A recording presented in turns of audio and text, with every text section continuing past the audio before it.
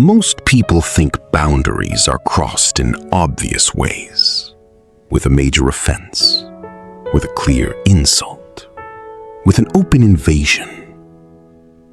But many times, it does not start like that.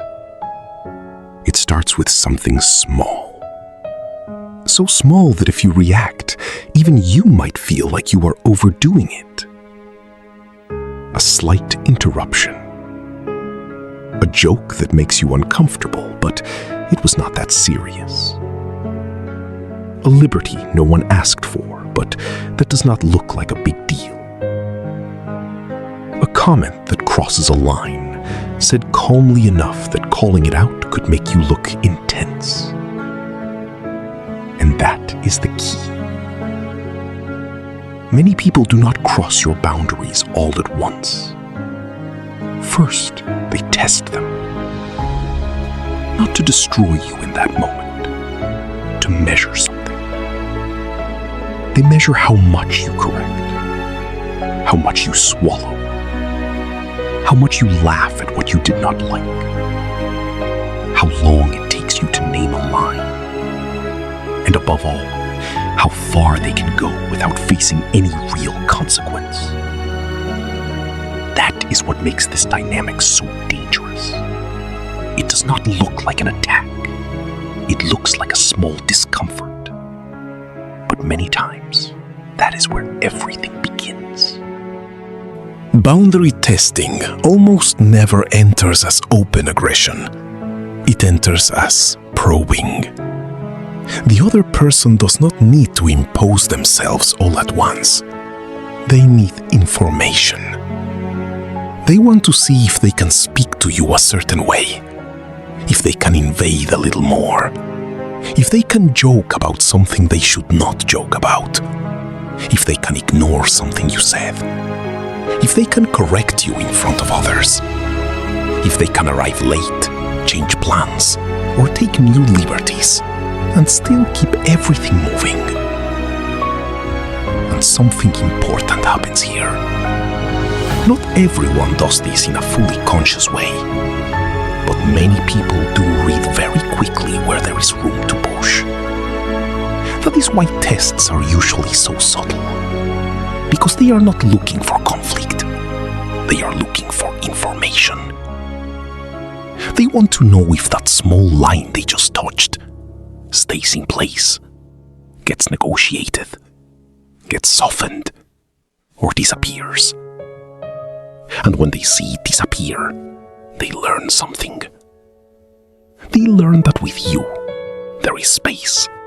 Not healthy space. Space to push. What does this look like in real life? It looks like scenes many people recognize, but rarely name clearly. For example, someone makes an uncomfortable joke about you in front of others. It is not strong enough to explode in the moment, but it is strong enough to make you feel off.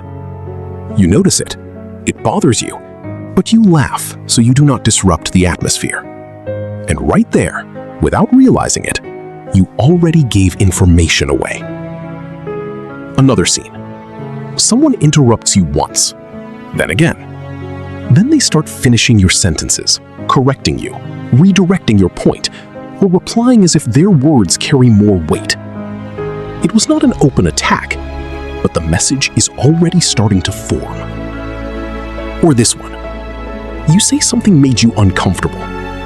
The response is not violent, it is light. There you go again. Do not exaggerate. I was joking. You take everything personally. And because it does not sound that serious, many people step back. Not because they agree, but because they do not want to look difficult. That is the perfect ground for a test to become a pattern. Here is one of the most important ideas in this video. Most people do not lose ground in one big battle. They lose it through repeated small retreats. Every time you swallow something you clearly noticed, every time you soften a line just to avoid discomfort, Every time you adjust your own perception to protect the other person's comfort. Every time you minimize what bothered you because it was not that bad. All of that teaches the other person something. It teaches them how far they can go. And that is why boundary testing is so effective. Because it does not need a huge win. It only needs one small concession. Then another one. Then another one. Until one day the whole dynamic has changed and you do not even know when it happened. The hardest part is that by the time someone is already treating you differently, the pattern often started long before you noticed it. It did not start when they went too far.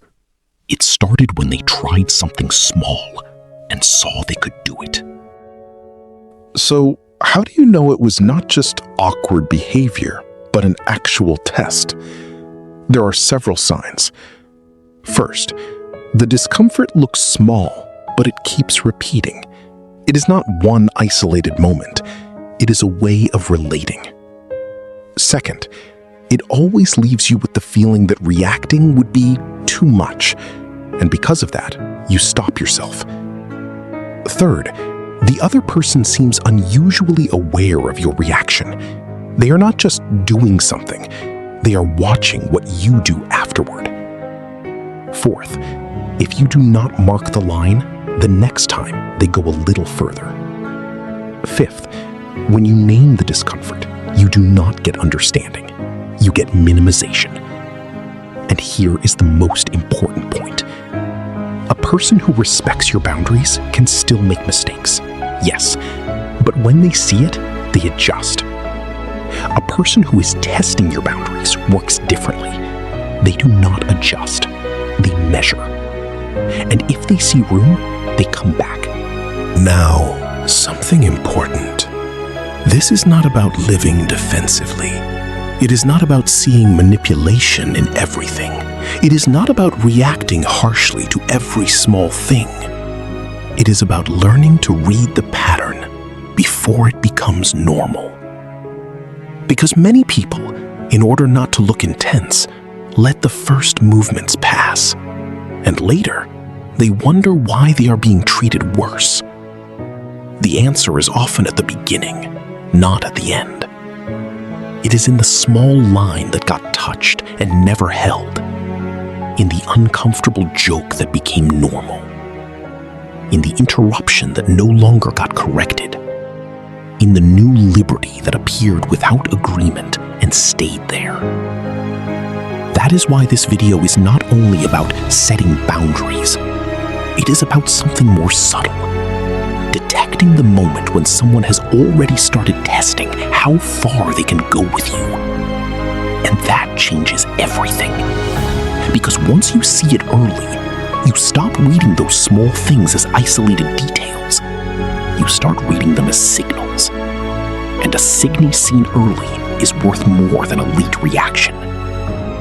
So what changes this dynamic? First, stop measuring only how serious the act looks. Sometimes the useful question is not, was it really that bad? The useful question is, what is this person trying to measure with this? That changes everything. Second, stop giving automatic emotional correction. Not everything gets solved by laughing. Not everything gets solved by swallowing it. Not everything gets solved by making yourself smaller so the moment can pass quickly. Sometimes, holding 1 second of discomfort already changes the reading. Third, do not confuse peace with retreat. Some people call it avoiding drama, when what they are really doing is letting too much slide. And later, they are surprised when the other person starts moving with much more freedom. You do not need to create a scene, but not everything can feel free of cost. Because what a person learns about you does not come only from what you say. It also comes from what they can do with you without anything happening. At the beginning of this video, the idea was simple. Some people test your boundaries without looking aggressive. Now you know why that matters so much. Because when someone wants to move into your space, they rarely begin with a major invasion. They begin with a small test. And if that test teaches them that with you they can push further, the next one will not stay small. That is why many harmful dynamics do not begin with one huge offense. They begin with something that looked minor, but was measuring something much bigger. And this is the final idea I want to leave with you. People do not always cross your boundaries to hurt you immediately.